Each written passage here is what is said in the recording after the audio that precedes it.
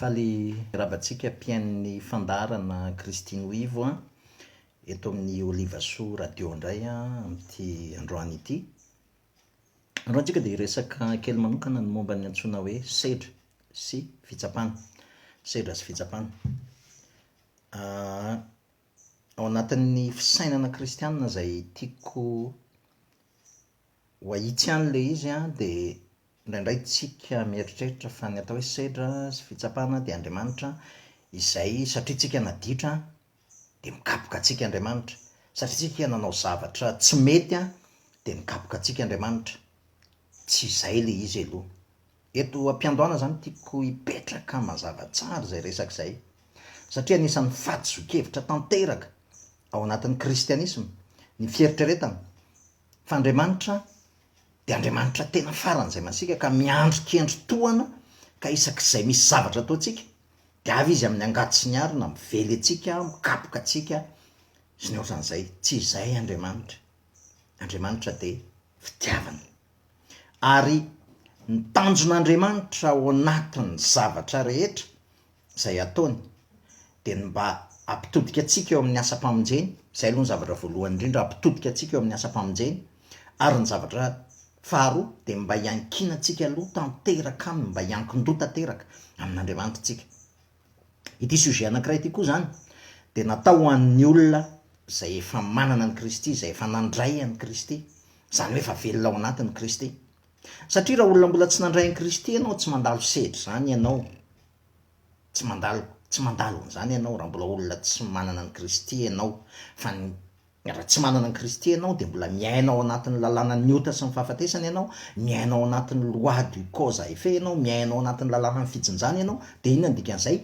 Zay ataonao dia rehefa manao zavatra ianao dia vokatry ny ataonao dia misy zavatra mitranga, dia tsy sedra ny fiantso ao izay fa zay afafinao jinjainao, satria rehefa mbola tsy kristianina ianao, izany hoe tsy miaina ao ambany lalàna ny fanahinaina, lalàna ny Kristy ianao, dia tsy mbola miaina an'izay ianao.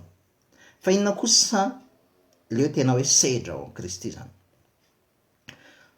Ny tena sedra ry havana, Jesosy Kristy dia niteny. Ozy izy aloha hoe zany vavahady ozy izy. Raha izany idiran'ny olona dia hiditra sy hivoaka izy ka hahazo hanina ozy izy. Hiditra sy hivoaka izy ary hahazo hanina. Dia voly tsy ho avy raha tsy andringa na hamono, fa za kosa ozy izy ho avy hanana ny fiainana be da be. Inona dikan'izany? Itsika ry havana rehefa velona ao anatintsika Kristy, zany vavahady ozy izy. Raha izany idiran'ny olona dia hiditra sy hivoaka izy ka hahazo hanina. Zany hoe raha azontsika tsara zany izay resaka izay, amin'ny fotoantsika mandray an'i Kristy ary velona ao anatintsika Kristy, tafiditra ao amin'ilay vavahady tsika. Ary io vavahady io vavahadin'ny fitsarana, vavahadin'ny fiadanana, tsy le fiadanana ara-nofo ny resahako fa le fiadanana ara-panahy. Zay ny resahako eto. Miditra n'ilay vavahadin'ny fitsarantsika ao amin'i Kristy. Fa saingy izao, zany vavahady ozy izy Kristy. Raha zany idiran'ny olona dia hiditra sy hivoaka izy ka hazo hanina. Zany hoe zao zany, Kristy rehefa nandray ny Kristy ianao ka velona ao anatinao Kristy, Kristy ry havana tsy mivoaka sy miditra intsony. Tsy misy Kristy mivoaka sy miditra indray fa lasany Analakely Kristy, indray fa lasany dia tedavina eraky ity vazamotra rehetrarehetra ity. Tsia, rehefa ao anatinao Kristy, mameno ny fiainanao Kristy dia velona ao anatinao Kristy. Fa saingy kosa, satria izy fitsarana, dia isika no possible miditra tsy mivoaka ao amin'izay Kristy fitsarana izay. Isika no lasa miditra sy mivoaka ao anatin'izay Kristy fitsarana izay. Ozy izy Paoly hoe sainy ny zavatra any ambony ozy izy fa tsy ny zavatra ety an-tany. Raha mijery ny tsy hita izay ozy izy, fa ny hita dia vetivety foana ozy izy, fa ny tsy hita ozy izy maharitra mandrakizay. Lay Kristy velona ao anaty izay tsy hita izay maharitra mandrakizay izay. Lay Kristy efa fiainana ao anatinao izay maharitra mandrakizay izay. Fa amin'ny fotoana zany tsika mivoaka amin'izay Kristy izay tsy hita, izay fiainana efa maharitra mandrakizay izay, fa mivoaka mijery ny hita. Dia izay ny atao hoe mivoaka sy miditra. Inona ny dikan'izany ry havana? isaky ny voaka ny fitsaran'ny Kristy io tsika ka manapa-kevitra hibanjina ny zavatra hita maso, lay tsy maharitra de tsy maintsy mandalo fisedranotsika, tsy maintsy mandalo sedritsika, tsy maintsy mandalo sedritsika. Ohatra, misy aretina, misy tsy fahampiana, misy trosa, misy zavatra maro isan-karazany, misy fahampitehana, misy faharavany eo amin'ny tontolo hita maso.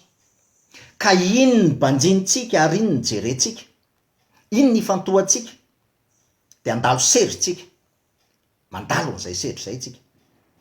Ny tanjon'izay ry havana de mba hahatonga atsika hiankin-doha bebe kokoa amin'ny Kristy sy ny asa-pamonjeny, ara-pisehoany ny voninahiny. Fa amin'ny fotoantsika mifantoka tadio tsara, fa amin'ny fotoana ianao mifantoka amin'ny zavatra hita maso, mivoaka amin'ilay tsy hita zay maharitra mandrakizay, araka ny tenin'ny Paoly hoe fa ny hita ozy izy de vetivety foana, ny tsy hita no maharitra mandrakizay. Zany hoe amin'ny fotoantsika manapa-kevitra ka tsy hanao focus, tsy banjina n'ilay tsy hita, Jesosy Kristy ilay tsy hita velona ao anatinao zay maharitra mandrakizay, fa manapa-kevitra ianao hijery an'ilay hita maso, de lasa misy lopy io hita maso ary de misy sedry ianao zay ny dikany. Zay le izy zay, lasa misy mandalo fitsapana ianao. Isaky ny tadio tsara fa ny atao hoe grand problème, un grand problème, c'est un petit problème sur lequel tu te concentres. Adikako amin'ny teny malagasy, ny atao hoe olana ngezabe de olana kely izay ifantohanao maharitra, mifantoka maharitra ao anatin'ny olana io ianao, ary ianao no manome valeur an'ilay olana, manome ampleur an'ilay olana, de lasa tena ngeza ny olana. Fa mazava ny tenin'ny Kristy, manoatra no ny mpandresy anareo amin'ny alalan'ilay mampahiry anareo de Jesosy Kristy. Zany eo amin'ny Kristy ihany zany misy ny vahaolana sy misy ny fandresena, satria izy efa mandresy. Tadio ara ravina, isaky misy zavatra mitranga eo amin'ny tontolo hita maso, de aza maika hiala ao anatin'io zavatra io rehefa tena tafavoaka ianao. Fa zao, misy fotoana avelan'Andriamanitra mihitsy iseho ny zavatra anankiray hita maso mba tena hifantohanao bebe kokoa amin'ny fatokisana azy. Misy fotoana avelan'Andriamanitra iseho ny olana, iseho ny ady, iseho ny aretina, iseho ny zavatra isan-karazany. Fa ao anatin'ireny rehefa miseho reny, aza mangataka ny elan'ny olana. Fa za miteny aminao, mangata fahazavan-tsaina amin'ny Kristy, mba hatakaranao hoe inona ny lesona tian'Andriamanitra ampianarina aminao amin'io zavatra mitranga amin'iny fotoana iny. Inona ny lesona tiany ampianarina ka mahatonga n'io zavatra io mitranga. Fa rehefa mitranga io zavatra io, de tadio fa roa ihany ny tanjon'Andriamanitra. Voalohany indrindra, ny ampisehoana ny voninahiny, ary ny faharoa manaraka an'izay, mba hahatonga anao hiankina, hitombo bebe kokoa amin'ny fahalalana tsara ny Kristy, ny fahalalana ny fahatsarany ny asa-pamonjeny, ary mba hahatonga anao hiankina bebe kokoa amin'izany asa-pamonjeny Kristy zany, hiankina bebe kokoa eo aminy. Zay ny tanjony. Ka rehefa mitranga ny zavatra anankiray, ny zavatra mitokana mila angatahanao, aza maika hitady vahaolana. Tady tsara, fa raha vao mitady vahaolana amin'ny herin'ny tenanao ianao efa tafavoaka ao anatin'ilay fitsarana. Raha vao mitady vahaolana amin'ny herin'ny tenanao ianao, vao maika mitombo ny problème, vao maika mitombo ny problème, mitatra ny problème. Fa zao ihany, mbanjino ny asa-pamonjeny Kristy, midira miverina ao anaty fitsarana amin'ny alalan'ny fibanjinana ny asa-pamonjeny Kristy. Banjino ny asa-pamonjeny Kristy, saintsainy ny asa-pamonjeny Kristy, saintsainy fa efa voavelana erokao, efa maty ianao niaraka taminy, efa nitsangana tamin'ny maty Kristy, efa velona ao anatinao Kristy, saintsainy zany. Ary miverena miditra ao anaty fitsarana. Fa rehefa miverina miditra ao anaty fitsarana ianao, de ho ambarany tompo aminao, ho ambarany Kristy aminao, inona ny antony mahatonga n'io zavatra miseho io eo amin'ny fiainanao. Ary ao anatin'izay ihany koa ny hanomezany vahaolana anao rehefa ao anaty fitsarana ianao. Tadio ry havana, f'Andriamanitra rehefa mbola tsy azonao ny lesona tiany ampianarina anao ao anatin'ny zavatra miseho eo amin'ny fiainantsika, de mbola hijanona eo foana ianao, ny an'andriamanitra tsy manome, ny an'andriamanitra anao ty anankiroa ihany nomeny, na ianao mahazo 0/20 na ianao mahazo 20/20. ao amin'ny Kristy rery ianao mahazo 20/20. Fa akoatran'izay andriamanitra tsy manome hoe 12/20 de afaka aloha zany iny lesona iny de mivadika hafa indray. Tsia, na ianao afaka na ianao tsy afaka, na ianao afaka na ianao tsy afaka, ao anatin'izay 20/20 zay, Kristy rery ny manana ny 20/20. Ary tsy mahazo ny 20/20 io ianao raha tsy ao anatin'ny fitsarana, zany hoe Kristy amin'izay mivelona ao anatinao, Kristy ny miasa ao anatinao, mamany olana, Kristy ny miasa ao anatinao, na ny fikasana na ny fanaovana, mahatanteraka ny sitrapony. Izay ihany, amin'ny alalan'ny Kristy rery ihany no ahafantaranao hoe inona ny antony, inona ny antony. Fa ny antony tsy misy afa-tsy zay anankiroa zay, mba hiankinanao bebe kokoa aminy, mba hitsaharanao, mba ahafantaranao bebe kokoa ny asa mpamonjeny Kristy, mba hitombonao amin'ny fahalalana tsara, an'izany hoe izy zany Kristy ary inona ny asa mpamonjeny vitany ho anao. Ry havana, ninona zavatra mandalo, ninona mety hoe fisedrana, satria mivoaka ny fitsarana ianao, fisaky mivoaka ny fitsarana ianao tsy maintsy mandalo fisedrana.